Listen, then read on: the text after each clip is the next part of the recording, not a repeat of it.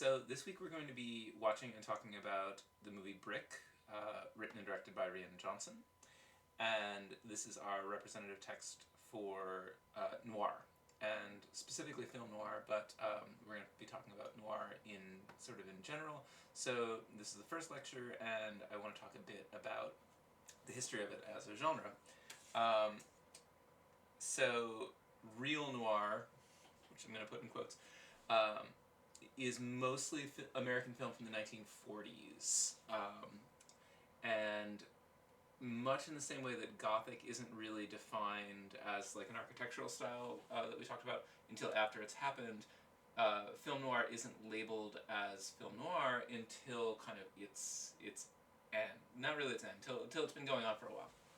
And it's, as the name implies, it's labeled that by the French. That is partly because the French have a longer history of film criticism. So there just weren't there weren't many critics in the U.S. in the 40s that were thinking about film critically. It was just kind of, it was a throwaway medium. And so it does come around, it starts in the 40s, it's really centered in the 40s, and what that means is that it is still, it is a genre that arises when film is still, it is a genre that arises when film as a narrative medium is still relatively new. And in that way, again, it has a certain similarity to the Gothic. So if you remember, the Gothic novel develops sort of as the novel is still new, and the novel had been this sort of moralistic sort of teaching tool, and the Gothic comes along and it is not that, and that creates sort of critical problems. And noir, I think we're going to see functions kind of similarly. If you put it up against movies from the 30s that tend to be more affirming, noir is obviously darker in a number of ways, but also less moralistic and in fact often amoral.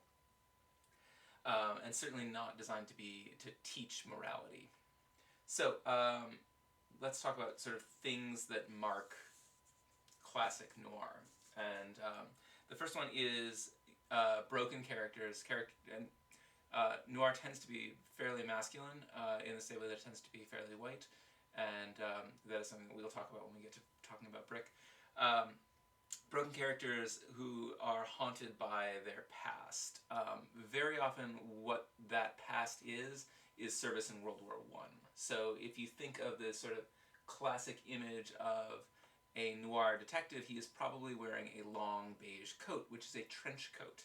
And it is called that because they are the coats that people would have worn in the trenches in World War I. So, we're talking about sort of heroes or anti-heroes or protagonists that are very often sort of psychologically scarred veterans.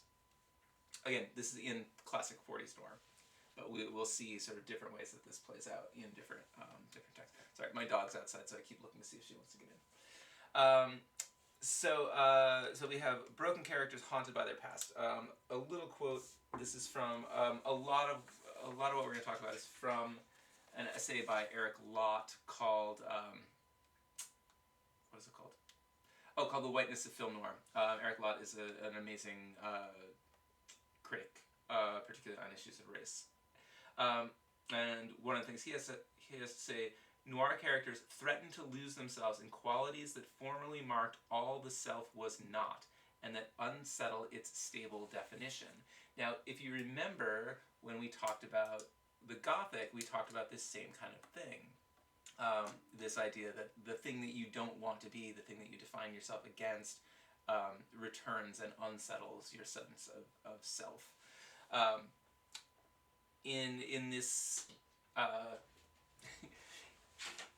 in film noir, the characters are again threatening to be lost to it. They're threatened to, they're sort of confronted with an image of themselves that is not what they want to be, and they are dealing with the threat of losing themselves to it, or in fact becoming it. And it's, come here.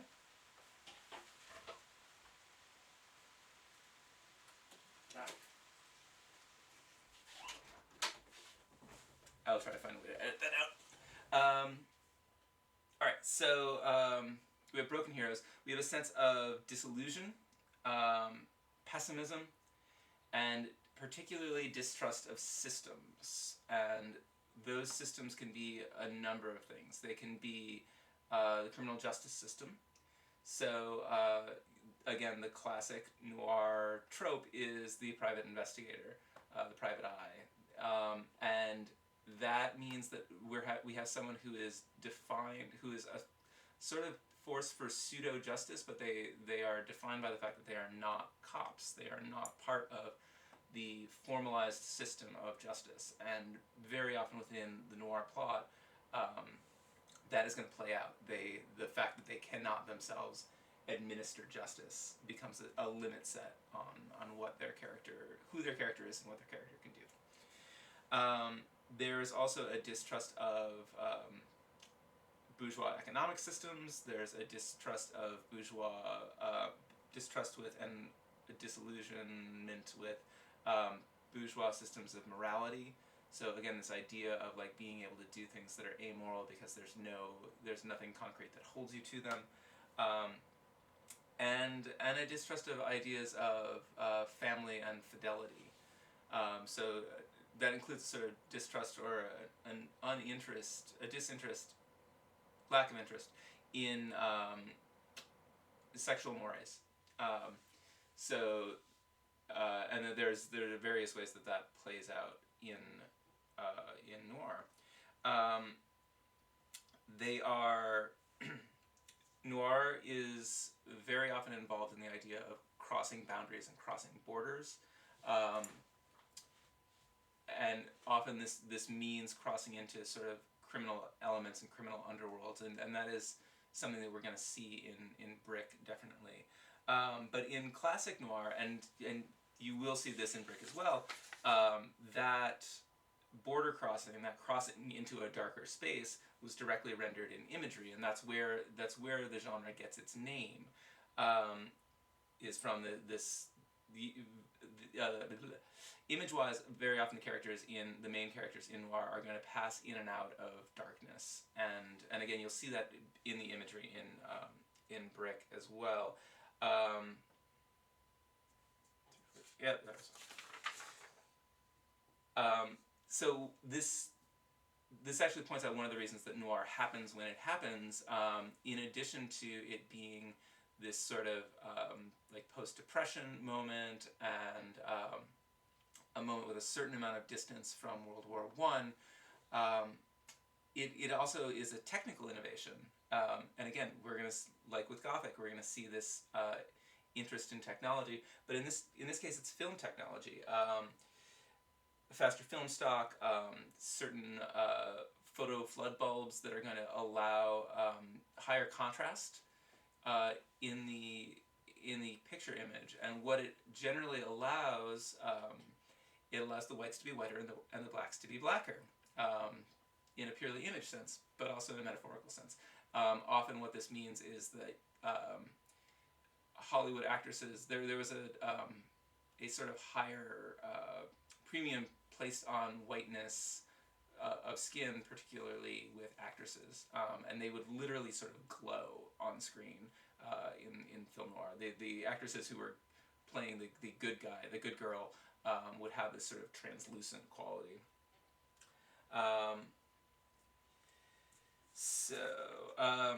Other things that mark classic noir: convoluted plots.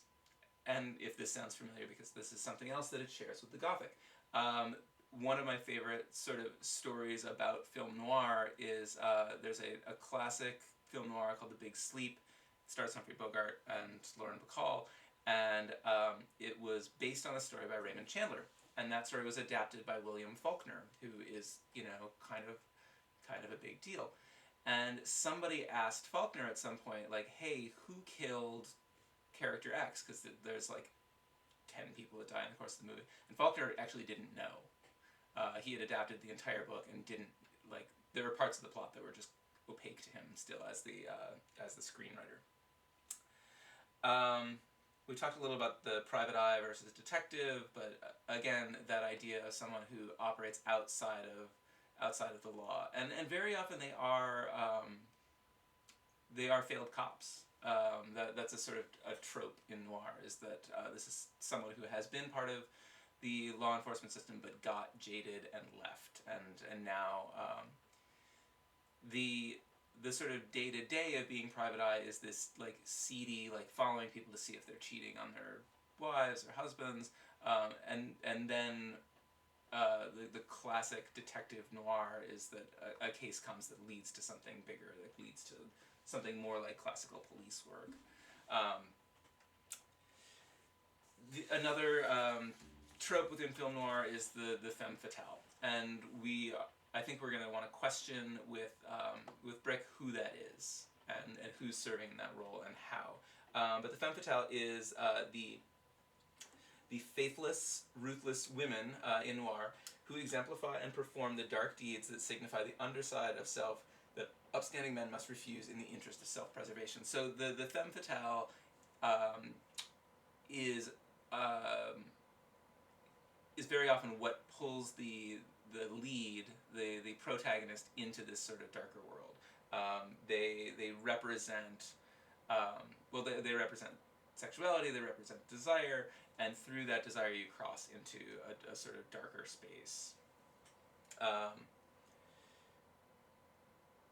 and ultimately, within a noir story, female power is represented by crime, and that crime has to be renounced and destroyed. There are problems with it as a genre, and there are ways in which you can sort of respond to that in sort of more modern noir. Other things that we see a lot of in film noir, we talked in the Gothic about ideas of psychological obscurity, dreams, madness, fugue states. In noir, that tends to be, we tend to see more claustrophobia, paranoia, and a breaking grasp of reality. And this can be through alcohol and drug use. This can be through like head trauma, but there's very often some scene where the protagonist like loses contact with reality. And the last thing is unhappy endings.